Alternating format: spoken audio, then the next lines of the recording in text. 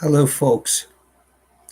Welcome back to the Growlery for another of my late night live readings. As usual, I have turned off monetization so that some of you who don't have ad blockers won't be tormented while I read. Hey, Sean, how are you? Tonight we're starting on Mountains of Madness, which is uh, the most famous by far of Lovecraft's three short novels. Um, and and I'm pretty excited to read it. This is the basis for a now famous unproduced movie. Guillermo del Toro tried to make a movie of it starring Tom Cruise with James Cameron producing a few years ago. It didn't happen. It's a shame. Uh, I'm gonna get right into it. I've had a long day today. I'm afraid I'm gonna crash before I read much. But I'm gonna try to read for an hour like I have been, but um I I may suddenly lose a step and just suddenly look sort of tired and sick and old and go, thank you. I'm gonna call it a night. I think I'll be all right, though. I think I'll be all right. I'm too excited to read this book, actually. Uh, I guess the book is actually the larger book, the complete fiction of Lovecraft, but the novel At the Mountains of Madness, I believe, is what it's actually called. At the Mountains of Madness, yep. It's pretty great, and I haven't read it in a while. Um, Pick up that shift tomorrow. I did actually, Sean. I think I'm on call, but they know I'm trying to pick up shifts this week. I think, yeah. I wish I knew for sure I'd have enough money to leave town at the end of this month.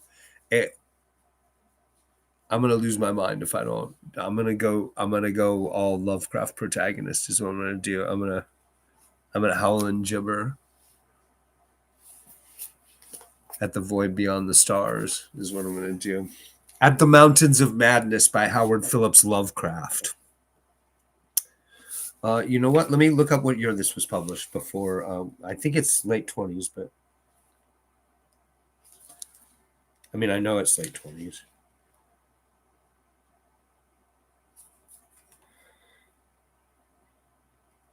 Oh, it's not. 1936.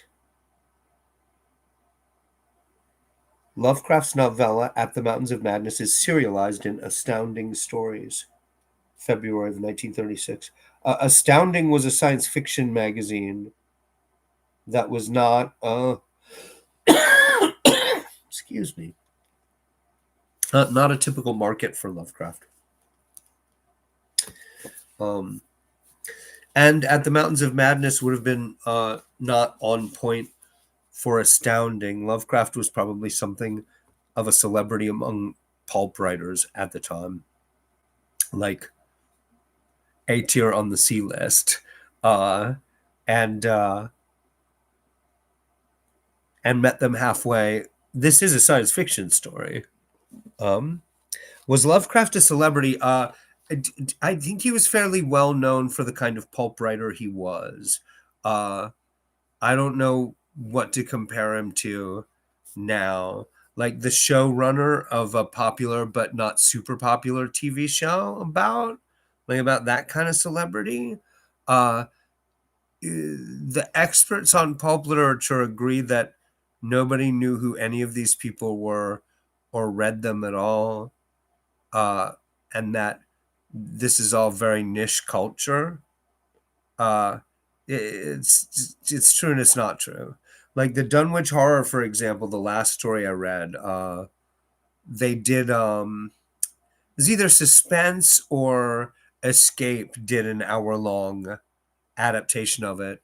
That's one of the network's big all star anthology weekly shows, and at the beginning of their episode adapting the Dunwich Horror, the announcer says from the famous horror writer H.P. Lovecraft. master of the occult and unknown or whatever. So yeah, he was known. Um, but he, by the same token, he was not make. I mean, he made a living writing, but he wasn't killing it. He died a little too young. If he'd lived another 10 years, I think he would have cashed in a little bit and crossed over to the book market one way or another. His stories were never collected in hardback until after his death. So, um, Tom Green, I'm not sure who Tom Green is. I only have a vague idea who that is. I know somebody who knows him. Actually, I think is how I know who he is. Um,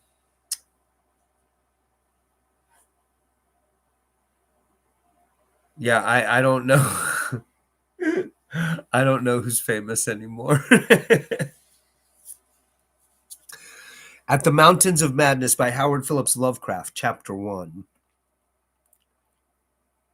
I am forced into speech because men of science have refused to follow my advice without knowing why.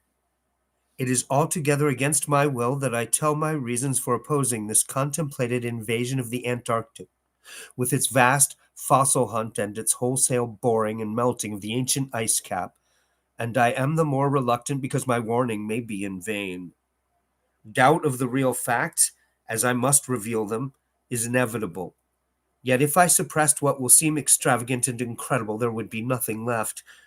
The hitherto withheld photographs, both ordinary and aerial, will count in my favor, for they are damnably vivid and graphic. Still, they will be doubted because of the great lengths to which clever fakery can be carried. The ink drawings, of course, will be jeered at as obvious impostures, notwithstanding a strangeness of technique which art experts ought to remark and puzzle over. In the end, I must rely on the judgment and standing of the few scientific leaders who have, on the one hand, sufficient independence of thought to weigh my data on its own hideously convincing merits or in the light of certain primordial and highly baffling myth cycles, and, on the other hand, sufficient influence to deter the exploring world in general from any rash and overambitious program in the region of those mountains of madness. It is an unfortunate fact that relatively obscure men like myself and my associates, connected only with a small university, have little chance of making an impression where matters of a wildly bizarre or highly controversial nature are concerned. It is further against us that we are not, in the strictest sense, specialists in the fields which came primarily to be concerned. As a geologist, my object in leading the Miskatonic University expedition was wholly that of securing deep-level specimens of rock and soil from various parts of the Antarctic continent, aided by the remarkable drill devised by Professor Frank H. Pabodi of our engineering department. I had no wish to be a pioneer in any other field than this, but I did hope that the use of this new mechanical appliance at different points along previously explored paths would bring to light materials of a sort hitherto unreached by the ordinary methods of collection. Pabodi's drilling apparatus, as the public already knows from our reports, was unique and radical in its lightness, portability, and capacity to combine the ordinary artesian drill principle with the principle of the small circular rock drill in such a way as to cope quickly with strata of varying hardness. Steel head, jointed rods, gasoline motor, collapsible wooden derrick, dynamiting paraphernalia, cording, rubbish removal auger, and sectional piping for bores 5 inches wide and up to 1,000 feet deep, all formed, with needed accessories, no greater load than 3 7-dog sledges could carry. This being made possible by the this being made possible by the clever aluminum alloy of which most of the metal objects were fashioned. 4 large Dornier aeroplanes, designed especially for the tremendous altitude flying necessary on the Antarctic plateau and with added fuel warming and quick starting devices worked out by Pabodi, could transport our entire expedition from a base at the edge of the Great Ice Barrier to various suitable inland points, and from these points a sufficient quota of dogs would serve us. um, I I don't know what the state of the art of Antarctic exploring was in 1936.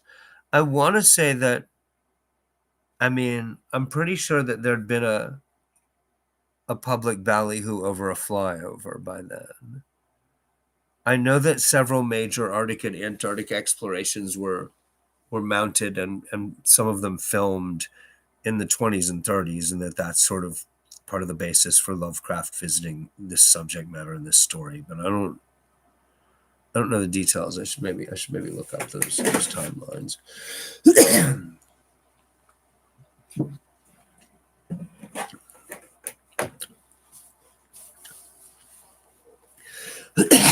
Pardon me. You know what? I'm gonna do that.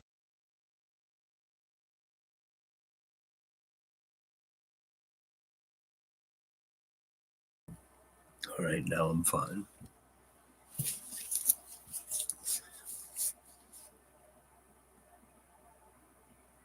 We plan to cover as great an area as one Antarctic season, or longer if absolutely necessary, would permit, operating mostly in the mountain ranges and on the plateau south of Ross Sea, regions explored in varying degree by Shackleton, Amundsen, Scott, and Byrd. With frequent changes of camp made by airplane and involving distances great enough to be of geological significance, we expected to unearth a quite unprecedented amount of material, especially in the Precambrian strata, of which so narrow a range of Antarctic specimens had previously been secured. We wished also to obtain as great as possible a variety of the upper fossiliferous rocks, since the primal life history of this bleak realm of ice and death is of the highest importance to our knowledge of the Earth's past. That the Antarctic continent was once temperate and even tropical, with a teeming vegetable and animal life of which the lichens, marine fauna, arachnida, and penguins of the northern edge are the only survivals, is a matter of common information, and we hoped to expand that information in variety, accuracy, and detail. When a simple boring revealed fossiliferous signs, we should enlarge the aperture by blasting in order to get specimens of suitable size and condition. Our borings, of various depth according to the promise held out by the upper soil or rock, were to be confined to exposed or nearly exposed land surfaces, these inevitably being slopes and ridges because of the mile or 2 mile thickness of solid ice overlying the lower levels. We could not afford to waste drilling depth on any considerable amount of mere glaciation, though Pabodie had worked out a plan for sinking copper electrodes in thick clusters of borings and melting off limited areas of ice with current from a gasoline-driven dynamo. All right, Pie Wacket, hold on, I'll let you out. Oh, let me in. Who's hallucinating? Not me, not Dr. Rogan.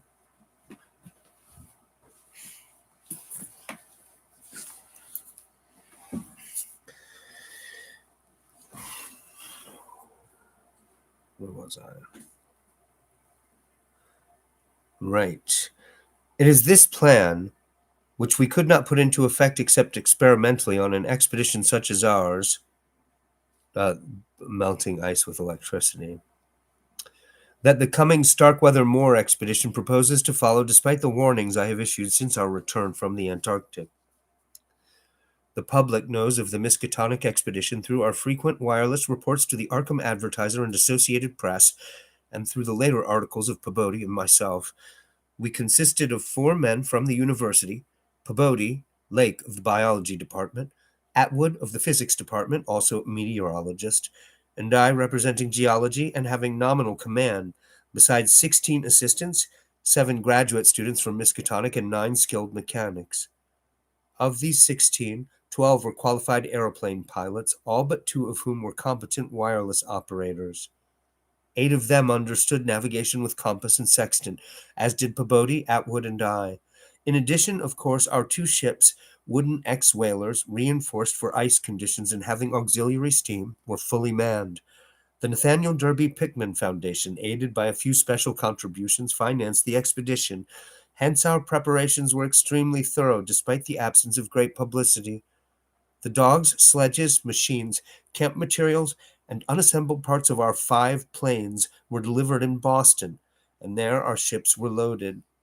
We were marvelously well equipped for our specific purposes, and in all matters pertaining to supplies, regimen, transportation, and camp construction, we profited by the excellent example of our many recent and exceptionally brilliant predecessors. It was the unusual number and fame of these predecessors which made our own expedition, ample though it was, so little noticed by the world at large. As the newspapers told, we sailed from Boston Harbor on September 2nd, 1930, taking a leisurely course down the coast and through the Panama Canal, and stopping at Samoa and Hobart, Tasmania, at which latter place we took on final supplies. None of our exploring party had ever been in the polar regions before, hence we all relied greatly on our ship captains, J.B. Douglas commanding the brig Arkham and serving as commander of the sea party, and George Thorfinson commanding the bark Miskatonic, both veteran whalers in Antarctic waters. As we left the inhabited world behind, the sun sank lower and lower in the north and stayed longer and longer above the horizon each day. At about 62 degrees south latitude, we sighted our first icebergs, table-like objects with vertical sides, and just before reaching the Antarctic Circle, which we crossed on October 20th with appropriately quaint ceremonies, we were considerably troubled with field ice. The falling temperature bothered me considerably after our long voyage through the tropics, but I tried to brace up for the worst rigors to come. On many occasions, the curious atmospheric effects enchanted me vastly, these including a strikingly vivid mirage, the first I had ever seen, in which distant bergs became the battlements of unimaginable cosmic castles. Pushing through the ice, which was fortunately neither extensive nor thickly packed, we regained open water at south latitude 67 degrees, east longitude 175 degrees. On the morning of October 26th, a strong land blink appeared on the south, and before noon we all felt a thrill of excitement at beholding a vast, lofty, and snow-clad mountain chain which opened out and covered the whole vista ahead. At last we had encountered an outpost of the great unknown continent and its cryptic world of frozen death.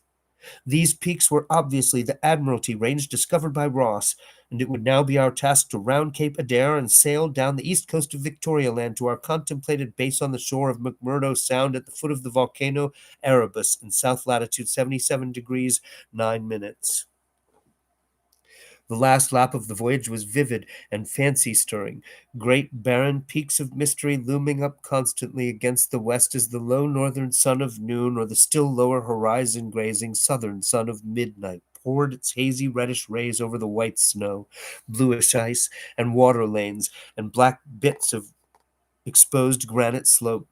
Through the desolate summit swept raging intermittent gusts of the terrible Antarctic wind, whose cadences sometimes held vague suggestions of a wild and half-sentient musical piping, with notes extending over a wide range, and which for some subconscious mnemonic reason seemed to me disquieting and even dimly terrible.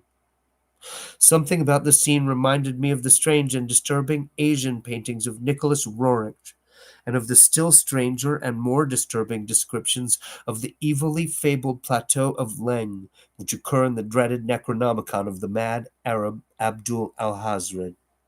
I was rather sorry, later on, that I had ever looked into that monstrous book at the college library. On the 7th of November, sight of the westward range having been temporarily lost, we passed Franklin Island, and the next day descried the cones of Mounts Erebus and Terror on Ross Island ahead, with the long line of the Parry Mountains beyond. There now stretched off to the east the low white line of the great ice barrier, rising perpendicularly to a height of 200 feet like the rocky cliffs of Quebec, and marking the end of southward navigation. In the afternoon we entered McMurdo Sound and stood off the coast in the lee of smoking Mount Erebus. The scoriac peak towered up some 12,700 feet against the eastern sky, like a Japanese print of the sacred Fujiyama, while beyond it rose the white, ghost-like height of Mount Terror, 10,900 feet in altitude, and now extinct as a volcano. Puffs of smoke from Erebus came intermittently, and one of the graduate assistants, a brilliant young fellow named Danforth, pointed out what looked like lava on the snowy slope, remarking that this mountain, discovered in 1840, had undoubtedly been the source of Poe's image when he wrote 7 years later of the lavas that restlessly roll their sulphurous currents down Yaanek in the ultimate climes of the pole, that groan as they roll down Mount Yaanek in the realms of the boreal pole. Danforth was a great reader of bizarre material and had talked a good deal of Poe. I was interested myself because of the Antarctic scene of Poe's only long story, the disturbing and enigmatical Arthur Gordon Pym. On the barren shore and on the lofty ice barrier in the background, myriads of grotesque penguins squawked and flapped their fins, while many fat seals were visible on the water, swimming or sprawling across large cakes of slowly drifting ice. Using small boats, we effected a difficult landing on Ross Island shortly after midnight on the morning of the 9th, carrying a line of cable from each of the ships and preparing to unload supplies by means of a breeches buoy arrangement. Our sensations on first treading Antarctic soil were poignant and complex, even though at this particular point the Scott and Shackleton expeditions had preceded us. Our camp on the frozen shore below the volcano slope was only a provisional one, headquarters being kept aboard the Arkham. We landed all our drilling apparatus, dogs, sledges, tents, provisions, gasoline tanks, experimental ice melting outfit, cameras, both ordinary and aerial, aeroplane parts, and other accessories, including 3 small portable wireless outfits, besides those in the planes, capable of communicating with the Arkham's large outfit from any part of the Antarctic continent that we would be likely to visit. The ship's outfit, communicating with the outside world, was to convey press reports to the Arkham Advertiser's powerful wireless station on Kingsport Head, Massachusetts. We hoped to complete our work during a single Antarctic summer, but if this proved impossible, we would winter on the Arkham, sending the Miskatonic north before the freezing of the ice for another summer's supplies.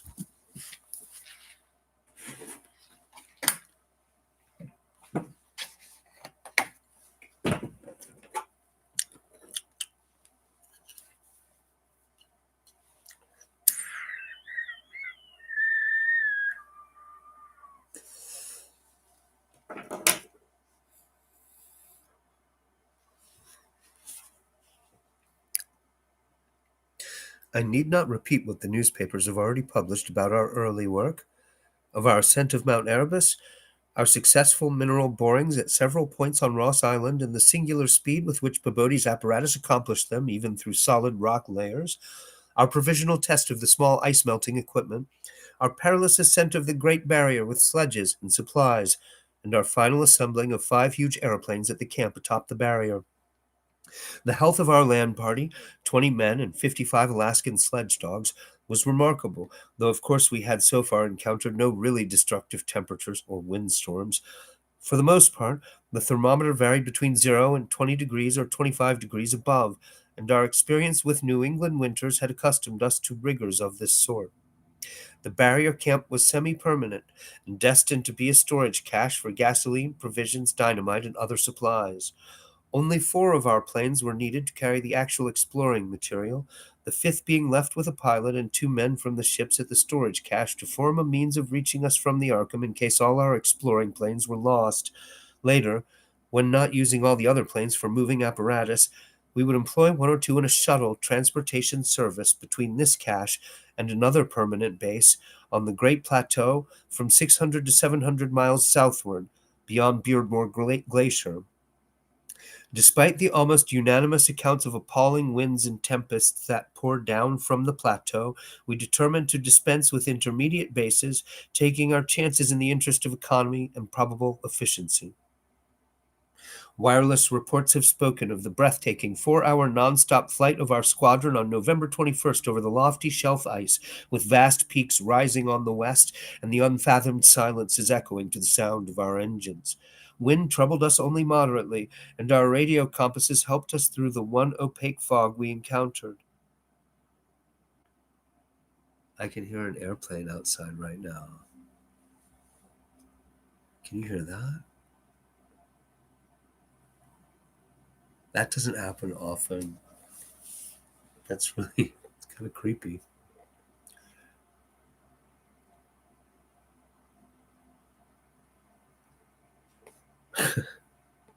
What was that?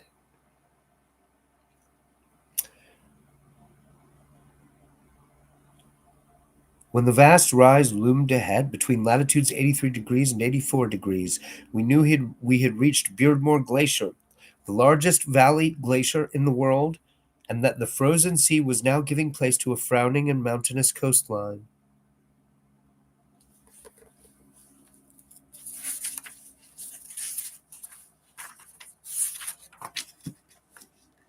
At last we were truly entering the white, eon-dead world of the ultimate south.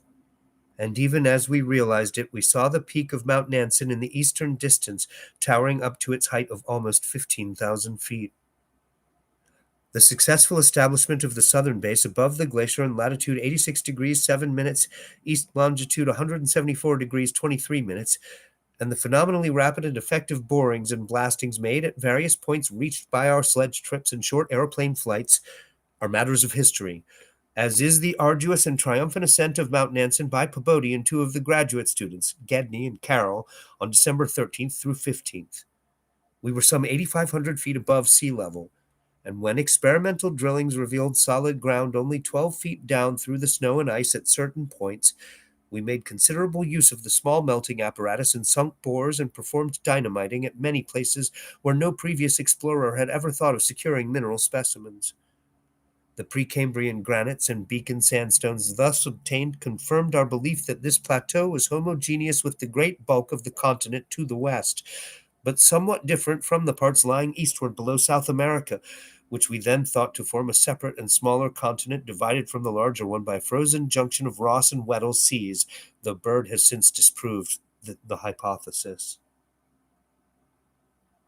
It's creeping me out that that plane's going on while I'm reading this section.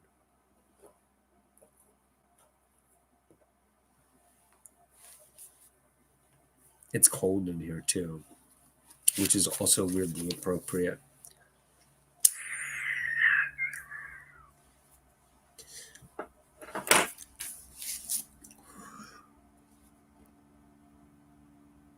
I don't know if you can hear that.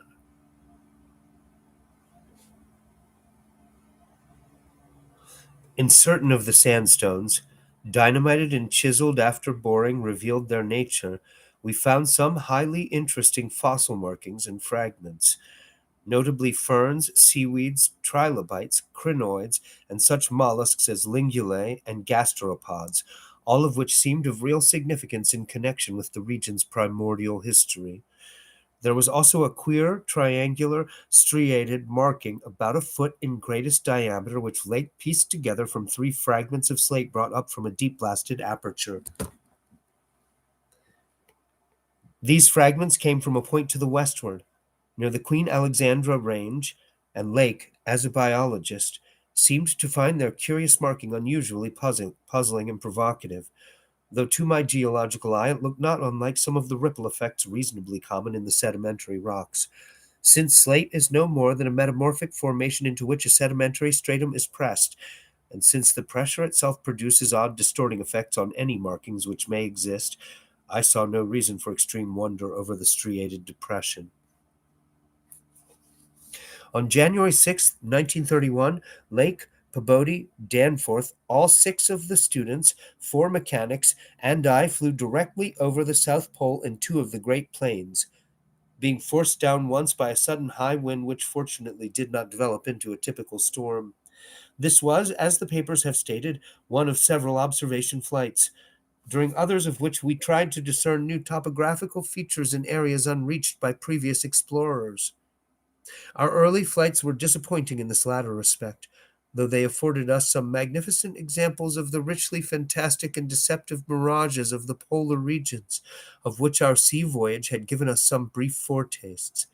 Distant mountains floated in the sky as enchanted cities, and often the whole white world would dissolve into a gold, silver, and scarlet land of Dunsanian dreams and adventurous expectancy over the magic of the low midnight sun. On cloudy days, we had considerable trouble in flying, owing to the tendency of snowy earth and sky to merge into one mystical opalescent void with no visible horizon to mark the junction of the two. At length, we resolved to carry out our original plan of flying 500 miles eastward, with all exploring planes and establishing a fresh sub-base at a point which would probably be on the smaller continental division as we mistakenly conceived it.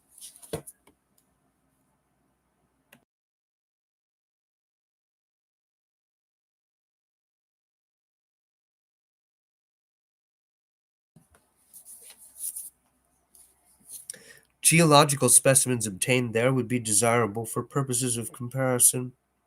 Our health so far had remained excellent, lime juice well offsetting the steady diet of tinned and salted food, and temperatures generally above zero, enabling us to do without our thickest furs. It was now midsummer, and with haste and care we might be able to conclude work by March and avoid a tedious wintering through the long Antarctic night. Several savage windstorms had burst upon us from the west, but we had escaped damage through the skill of Atwood in devising rudimentary airplane shelters and windbreaks of heavy snow blocks, and reinforcing the principal camp buildings with snow. Our good luck and efficiency had indeed been almost uncanny. There just aren't small planes here normally. That's so weird.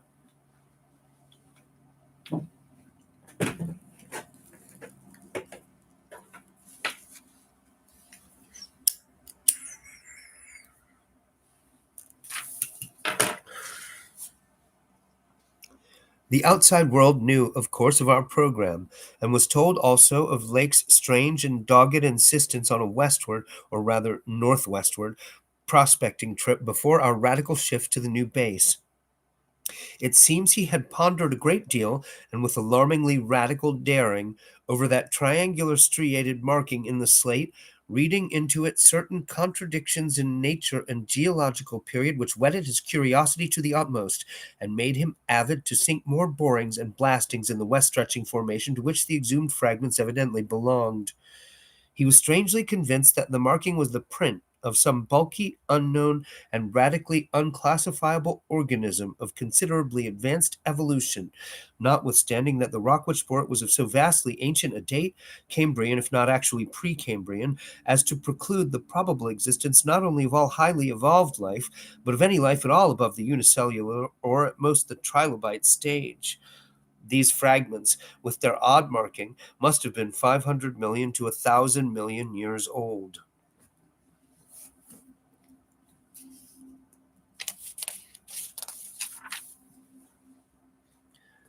Chapter 2. Popular imagination, I judge, responded actively to our wireless bulletins of Lake's start northwestward into regions never trodden by human foot or penetrated by human imagination, though we did not mention his wild hopes of revolutionizing the entire sciences of biology and geology. His preliminary sledging and boring journey of January 11th to 18th with Pabodie and 5 others, marred by the loss of 2 dogs and an upset when crossing one of the great pressure ridges in the ice, had brought up more and more of the Archean slate, and even I was interested by the singular profusion of evident fossil markings in that unbelievably ancient stratum. These markings, however, were of very primitive life forms involving no great paradox except that any life forms should occur in rock as definitely Precambrian as this seemed to be. Hence I still failed to see the good sense of Lake's demand for an interlude in our time-saving program, an interlude requiring the use of all 4 planes, many men, and the whole of the expedition's mechanical apparatus. I did not, in the end, veto the plan, though I decided not to accompany the northwestward party despite Lake's plea for my geological advice. While they were gone, I would remain at the base with Pabodie and 5 men and work out final plans for the eastward shift. In preparation for this transfer, one of the planes had begun to move up a good gasoline supply from McMurdo Sound, but this could wait temporarily. I kept with me 1 sledge and 9 dogs, since it is unwise to be at any time without possible transportation in an utterly tenantless world of eon-long death. Lake's sub-expedition into the unknown, as everyone will recall, sent out its own reports from the shortwave transmitters on the plains, these being simultaneously picked up by our apparatus at the southern base and by the Arkham at McMurdo Sound, whence they were relayed to the outside world on wavelengths up to 50 meters. The start was made January 22nd at 4 a.m., and the first wireless message we received came only 2 hours later, when Lake spoke of descending and starting a small-scale ice melting and bore at a point some 300 miles away from us. 6 hours after that, a second and very excited message told of the frantic beaver-like work whereby a shallow shaft had been sunk and blasted, culminating in the discovery of slate fragments with several markings approximately like the one which had caused the original puzzlement. 3 hours later, a brief bulletin announced the resumption of the flight in the teeth of a raw and piercing gale, and when I dispatched a message of protest against further hazards, Lake replied curtly that his new specimens made any hazard worth taking. I saw that his excitement had reached the point of mutiny, and that I could do nothing to check the headlong risk of the whole expedition's success. But it was appalling to think of his plunging deeper and deeper into that treacherous and sinister white immensity of tempests and unfathomed mysteries, which stretched off for some 1,500 miles to the half-known, half-suspected coastline of Queen Mary and Knox lands. Then, in about an hour and a half more, came that doubly excited message from Lake's moving plane, which almost reversed my sentiments and made me wish I had accompanied the party. 10:05 p.m. On the wing. After snowstorm. Have spied mountain range ahead higher than any hitherto seen. May equal Himalayas allowing for height of plateau.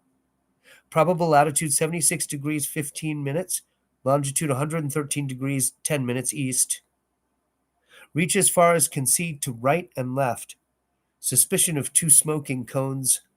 All peaks black and bare of snow. Gale blowing off them impedes navigation. I've never bothered to sit and correspond this to what's known of this geography now. Uh, he name checked all the successful Antarctic expeditions. Uh, I think one of those is supposed to have done a flyover of the pole already. Um, but a lot of this is about discovering undiscovered stuff in unexplored regions of Antarctica.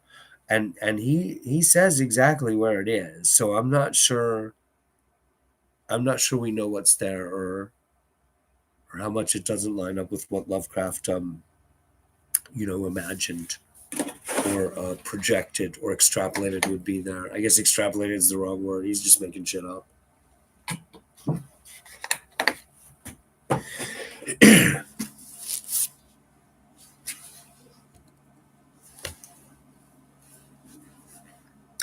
Dense and difficult, Sean.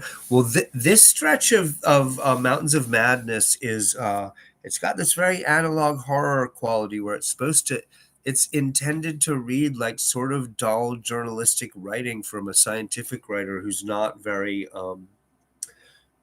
just not a good stylist. Um,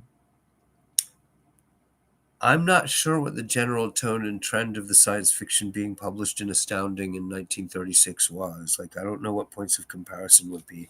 There's not much science fiction from the 30s that people still read.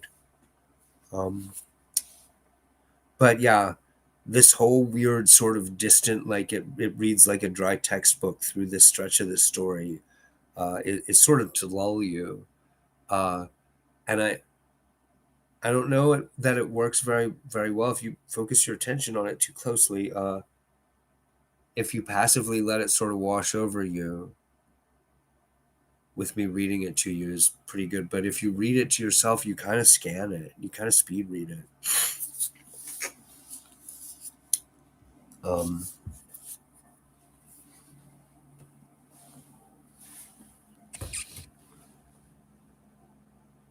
Sorry, I keep tapping the laptop with my knee. I think I've repositioned it better now.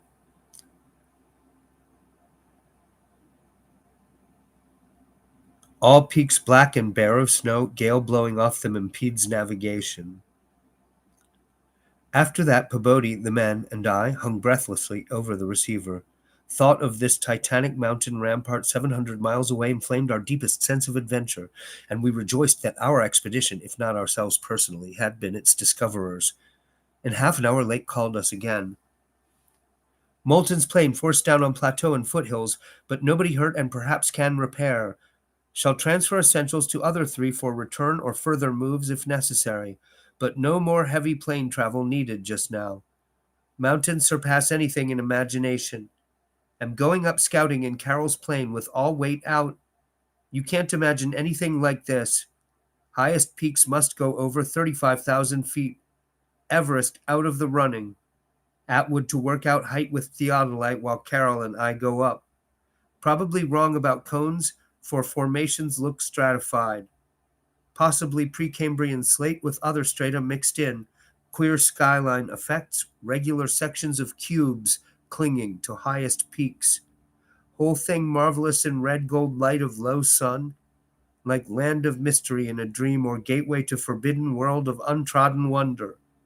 Wish you were here to study. Though it was technically sleeping time, Not one of us listeners thought for a moment of retiring. It must have been a good deal the same at McMurdo Sound, where the supply cache and the Arkham were also getting the messages. For Captain Douglas gave out a call congratulating everybody on the important find, and Sherman, the cache operator, seconded his sentiments. We were sorry, of course, about the damaged aeroplane, but hoped it could be easily mended. Then, at 11 p.m., came another call from Lake. Up with Carroll over highest foothills. Don't dare try really tall peaks in present weather, but shall later. Frightful work climbing and hard going at this altitude, but worth it. Great range fairly solid, hence can't get any glimpses beyond. Main summits exceed Himalayas and very queer. Range looks like Precambrian slate, with plain signs of many other upheaved strata. Was wrong about volcanism. Goes farther in either direction than we can see. Swept clear of snow above about 21,000 feet. Odd formations on slopes of highest mountains. Great low square blocks with exactly vertical sides and rectangular lines of low vertical ramparts, like the old Asian castles clinging to steep mountains in Rorik's paintings. Impressive from distance. Flew close to some, and Carroll thought they were formed of smaller separate pieces, but that is probably weathering. Most edges crumbled and rounded off as if exposed to storms and climate changes for millions of years. Parts, especially upper parts, seem to be of lighter colored rock than any visible strata on slopes proper, hence an evidently crystalline origin. Close flying shows many cave mouths, some unusually regular in outline, square or semicircular. You must come and investigate. Think I saw rampart squarely on top of one peak. Height seems about 30,000 to 35,000 feet. Am up 21,500 myself in devilish gnawing cold. Wind whistles and pipes through passes and in and out of caves, but no flying danger so far. From then on, for another half hour, Lake kept up a running fire of comment, and expressed his intention of climbing some of the peaks on foot. I replied that I would join him as soon as he could send a plane, and that Peabody and I would work out the best gasoline plan, just where and how to concentrate our supply in view of the expedition's altered character. Obviously, Lake's boring expeditions, as well as his aeroplane activities, would need a great deal delivered for the new base which he was to establish at the foot of the mountains, and it was possible that the eastward flight might not be made after all this season. In connection with this business, I called Captain Douglas and asked him to get as much as possible out of the ships and up the barrier with the single dog team we had left there. A direct route across the unknown region between Lake and McMurdo Sound was what we really ought to establish. Lake called me later to say that he had decided to let the camp stay where Moulton's plane had been forced down, and where repairs had already progressed somewhat. The ice sheet was very thin, with dark ground here and there visible, and he would sink some borings and blasts at that very point before making any sledge trips or climbing expeditions. He spoke of the ineffable majesty of the whole scene, and the queer state of his sensations at being in the lee of vast, silent pinnacles whose ranks shot up like a wall reaching the sky at the world's rim. Atwood's theodolite observations had placed the height of the five tallest peaks at from 30,000 to 34,000 feet. The windswept nature of the terrain clearly disturbed Lake, for it argued the occasional existence of prodigious gales violent beyond anything we had so far encountered. His camp lay a little more than 5 miles from where the higher foothills abruptly rose. I could almost trace a note of subconscious alarm in his words, flashed across a glacial void of 700 miles, as he urged that we all hasten with the matter and get the strange new region disposed of as soon as possible. He was about to rest now, after a continuous day's work of almost unparalleled speed, strenuousness, and results. In the morning, I had a three-cornered wireless talk with Lake and Captain Douglas at their widely separated bases, and it was agreed that one of Lake's planes would come to my base for Peabody, the 5 men, and myself, as well as for all the fuel it could carry. The rest of the fuel question, depending on our decision about an easterly trip, could wait for a few days, since Lake had enough for immediate camp heat and borings. Eventually, the old southern base ought to be restocked, but if we postpone the easterly trip, we would not use it till the next summer, and meanwhile Lake must send a plane to explore a direct route between his new mountains and McMurdo Sound.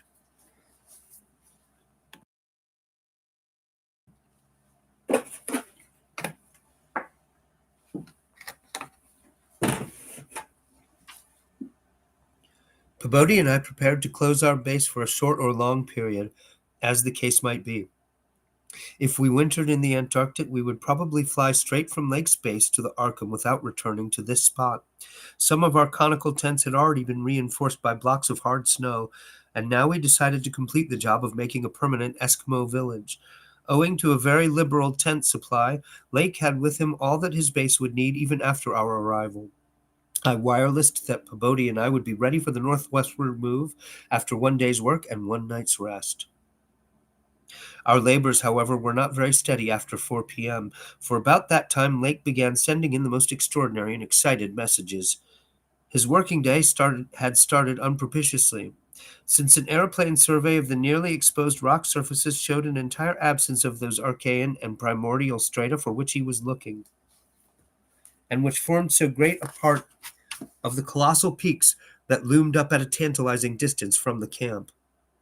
Most of the rocks glimpsed were apparently Jurassic and Comanchian sandstones and Permian and Triassic schists, with now and then a glossy black outcropping suggesting a hard and slaty coal.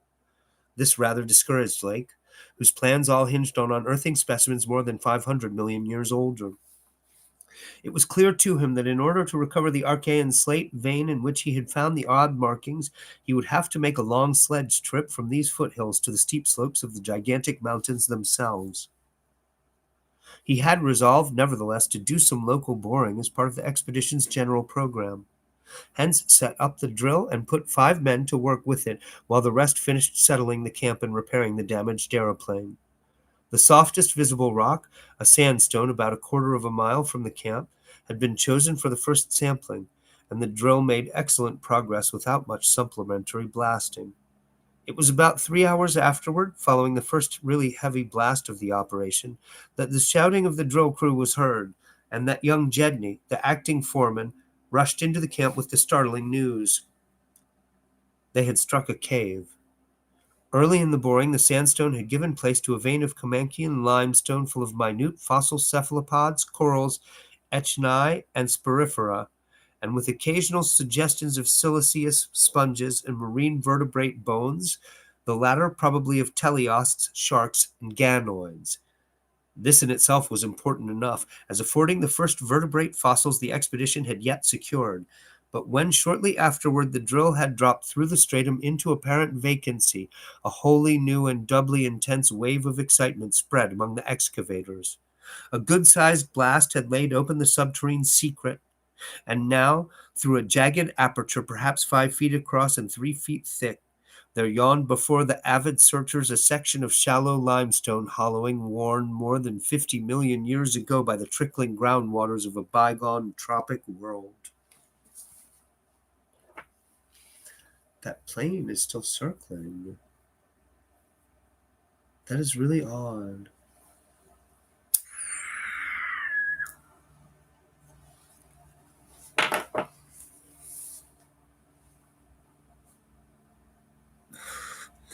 Yeah, Sean, I don't think Lovecraft's very easy to read. I don't like I think it's exactly parallel. It's one of these parallels to Tolkien that the popular movies based on Lovecraft draw in a lot of try readers, and that he's really difficult to get into. Um, it's it's the distance from the text. Yeah, I mean, yeah, I wouldn't expect many people to like him. You have to let it sort of wash over you, and you can't just read one story. You have to. It's the spread of the stories also.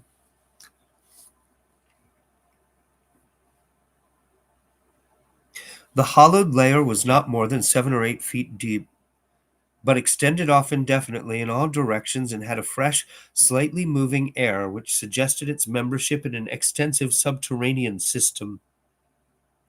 Its roof and floor were abundantly equipped with large stalactites and stalagmites, some of which met in columnar form, but important above all else was the vast deposit of shells and bones, which in places nearly choked the passage. washed down from unknown jungles of Mesozoic tree ferns and fungi, and forests of tertiary cycads, fan palms, and primitive angiosperms. This osseous medley contained representatives of more Cretaceous, Eocene, and other animal species than the greatest paleontologist could ever have counted or classified in a year. Mollusks, crustacean armor, fishes, amphibians, reptiles, birds, and early mammals, great and small, known and unknown. No wonder Jedney ran back to the camp shouting, and no wonder everyone else dropped work and rushed headlong through the biting cold to where the tall derrick marked a newfound gateway to secrets of inner earth and vanished eons. When Lake had satisfied the first keen edge of his curiosity, he scribbled a message in his notebook and had young Moulton run back to the camp to dispatch it by wireless. This was my first word of the discovery, and it told of the identification of early shells, bones of ganoids and placoderms, remnants of labyrinthodonts and thecodonts, great mosasaur skull fragments, dinosaur vertebrae and armor plates, pterodactyl teeth and wing bones, Archaeopteryx debris, Miocene shark's teeth, primitive bird skulls, and skulls, vertebrae, and other bones of archaic mammals such as paleotheres, xiphodons, Dinocorasses, Eohippi, Oreodons, and Titanotheres. I got through that. I think I got all that sentence right. Wow. That was a little bit of a rush. There is nothing as recent as a mastodon, elephant, true camel, deer, or bovine animal. Hence, Lake concluded that the last deposits had occurred during the Oligocene age, and that the hollowed stratum had lain in its present dry, dead, and inaccessible state for at least 30 million years. On the other hand, the prevalence of very early life forms was singular in the highest degree. Though the limestone formation was, on the evidence of such typical embedded fossils as ventriculites, positively and unmistakably Comanchian, and not a particle earlier, the free fragments in the hollow space included a surprising proportion from organisms hitherto considered as peculiar to far older periods, even rudimentary fishes, mollusks, and corals as remote as the Silurian or Ordovician. The inevitable inference was that in this part of the world there had been a remarkable and unique degree of continuity between the life of over 300 million years ago and that of only 30 million years ago. How far this continuity had extended beyond the Oligocene age when the cavern was closed was, of course, past all speculation. In any event, the coming of the frightful ice in the Pleistocene some 500,000 years ago, a mere yesterday as compared with the age of this cavity, must have put an end to any of the primal forms which had locally managed to outlive their common terms. Lake was not content to let his first message stand, but had another bulletin written and dispatched across the snow to the camp before Moulton could get back. After that, Moulton stayed at the wireless in one of the planes, transmitting to me and to the Arkham for relaying to the outside world the frequent postscripts which Lake sent him by a succession of messengers. Those who followed the newspapers will remember the excitement created among men of science by that afternoon's reports which have finally led, after all these years, to the organization of that very Starkweather Moor expedition which I am so anxious to dissuade from its purposes. I had better give the messages literally as Lake sent them, and as our base operator McTeague translated them from his pencil shorthand. Fowler makes discovery of highest importance in sandstone and limestone fragment from blasts. Several distinct triangular striated prints like those in Archean slate, proving that source survived from over 600 million years ago to Comanchian times without more than moderate morphological changes and decrease in average size. Comanchian prints apparently more primitive or decadent, if anything, than older ones. Emphasize importance of discovery in press. Will mean to biology what Einstein has meant to mathematics and physics. Joins up with my previous work and amplifies conclusions. Appears to indicate, as I suspected, that Earth has seen whole cycle or cycles of organic life before known one that begins with archaeozoic cells. Was evolved and specialized not later than 1,000 million years ago, when planet was young and recently uninhabitable for any life forms or normal protoplasmic structure. Question arises when, where, and how development took place.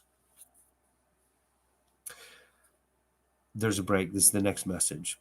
Later, examining certain skeletal fragments of large land and marine saurians and primitive mammals, find singular local wounds or injuries to bony structure not attributable to any known predatory or carnivorous animal of any period. Of two sorts, straight, penetrant bores, and apparently hacking incisions. One or two cases of cleanly severed bone.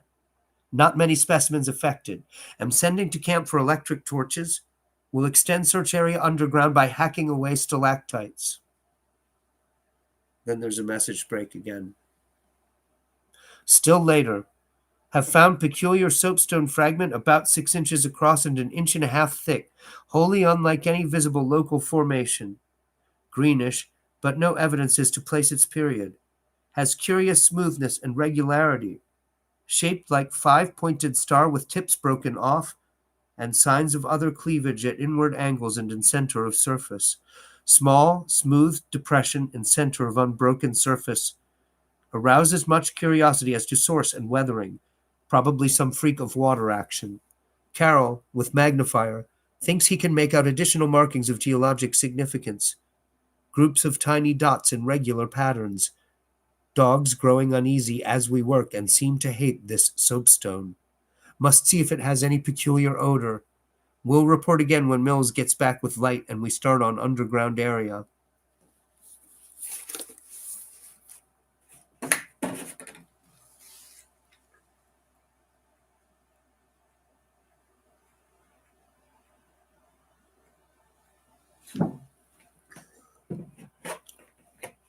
There's another break. It's the next message.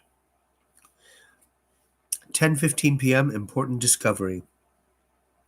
Orendorf and Watkins, working underground at 9:45 with light, found monstrous barrel-shaped fossil of wholly unknown nature.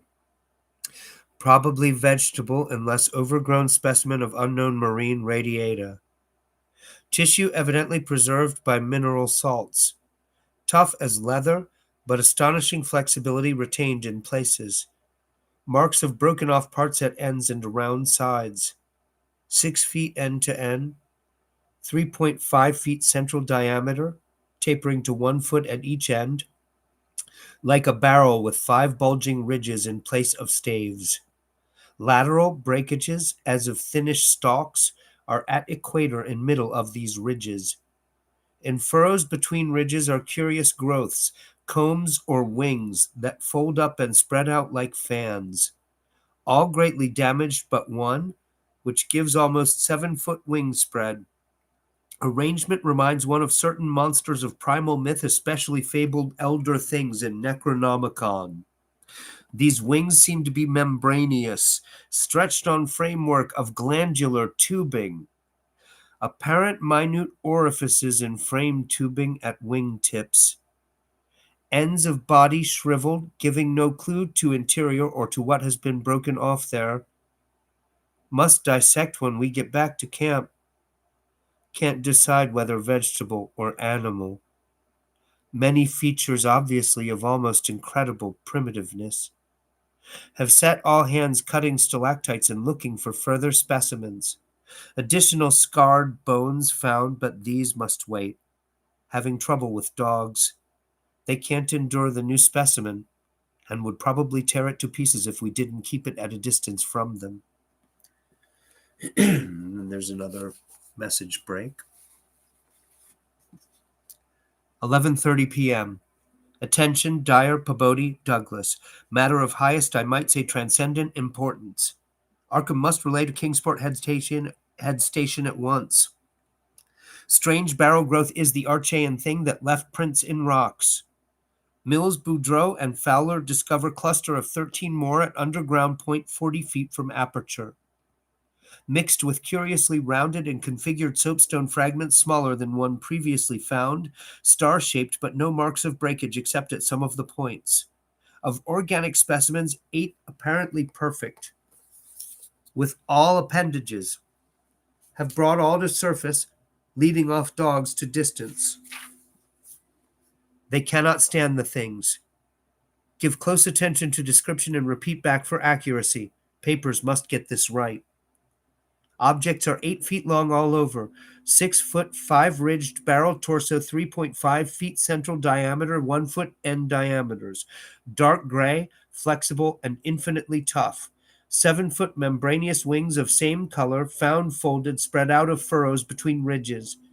Wing framework tubular or glandular of lighter gray with orifices at wing tips. Spread wings have serrated edge. Around equator, one at central apex of each of the 5 vertical stave-like ridges, are 5 systems of light gray flexible arms or tentacles, found tightly folded to torso but expansible to maximum length of over 3 feet, like arms of primitive crinoid. Single stalks 3 inches diameter branch after 6 inches into 5 substalks, each of which branches after 8 inches into 5 small, tapering tentacles or tendrils, giving each stalk a total of 25 tentacles. At top of torso, blunt, bulbous neck of lighter gray with gill-like suggestions holds yellowish 5-pointed starfish-shaped apparent head covered with 3-inch wiry cilia of various prismatic colors. Head thick and puffy, about 2 feet point to point, with 3-inch flexible yellowish tubes projecting from each point. Slit in exact center of top, probably breathing aperture. At end of each tube is a spherical expansion where yellowish membrane rolls back on handling to reveal glassy red-irised globe, evidently an eye. 5 slightly longer reddish tubes start from inner angles of starfish-shaped head and end in sac-like swellings of same color, which upon pressure open to bell-shaped orifices 2 inches maximum diameter and lined with sharp white tooth-like projections. Probable mouths. All these tubes, cilia, and points of starfish head found folded tightly down, tubes and points clinging to bulbous neck and torso. Flexibility surprising despite vast toughness. At bottom of torso, rough but dissimilarly functioning counterparts of head arrangements exist. Bulbous light gray pseudoneck, without gill suggestions, holds greenish 5-pointed starfish arrangement. Tough, muscular arms, 4 feet long and tapering from 7 inches diameter at base to about 2.5 at point. To each point is attached small end of a greenish 5-veined membranous triangle, 8 inches long and 6 wide at farther end. This is the paddle, fin, or pseudofoot, which has made prints in rocks from 1,000 million to 50 or 60 million years old. From inner angles of starfish arrangement project 2-foot reddish tubes tapering from 3 inches diameter at base to 1 at tip. Orifices at tips. All these parts infinitely tough and leathery, but extremely flexible. 4-foot arms with paddles undoubtedly used for locomotion of some sort, marine or otherwise. When moved, display suggestions of exaggerated muscularity. As found, all these projections tightly folded over pseudoneck and end of torso, corresponding to projections at other end. Cannot yet assign positively to animal or vegetable kingdom, but odds now favor animal. Probably represents incredibly advanced evolution of radiata without loss of certain primitive features. Echinoderm resemblance is unmistakable despite local contradictory evidences. Wing structure puzzles in view of probable marine habitat, but may have use in water navigation. Symmetry is curiously vegetable-like, suggesting vegetables essentially up and down structure rather than animals' fore and aft structure.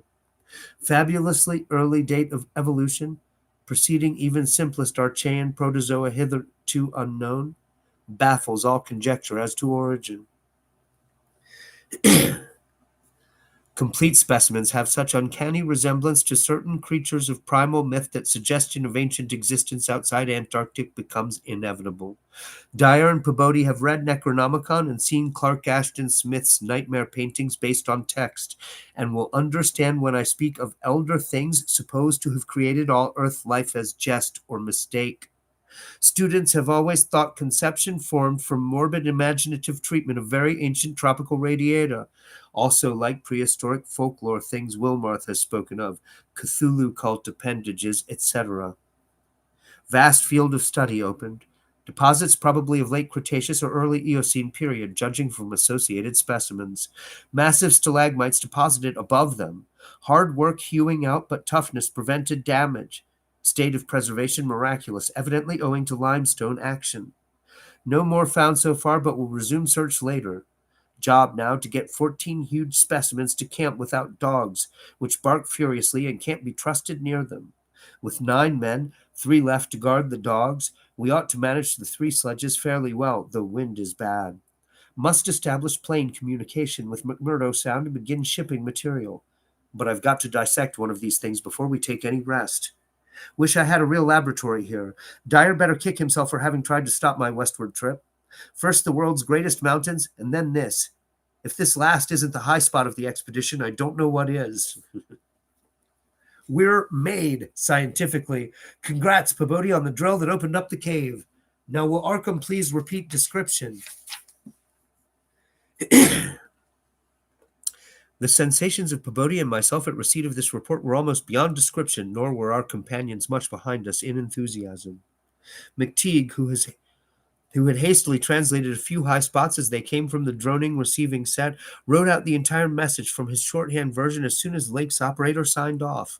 All appreciated the epoch-making significance of the discovery, and I sent Lake congratulations as soon as the Arkham's operator had repeated back the descriptive parts as requested, and my example was followed by Sherman from his station at the McMurdo Sound supply cache, as well as by Captain Douglas of the Arkham. Later, as head of the expedition, I added some remarks to be relayed through the Arkham to the outside world. Of course, rest was an absurd thought amidst this excitement, and my only wish was to get to Lake's camp as quickly as I could. It disappointed me when he sent word that a rising mountain gale made early aerial travel impossible. Okay, I'm actually going to stop there because, as I suspected, I am suddenly very tired. Now, it's only a couple more pages till the end of the chapter, but I'm going to stop there anyway. I'm going to get something to eat before I have to get up early to be poised for work in the morning in case they call me in. Fun times. So thanks a lot, guys. I will read some more of this tonight. That is tomorrow. That is in the next one. And I'll see you then. Thank you.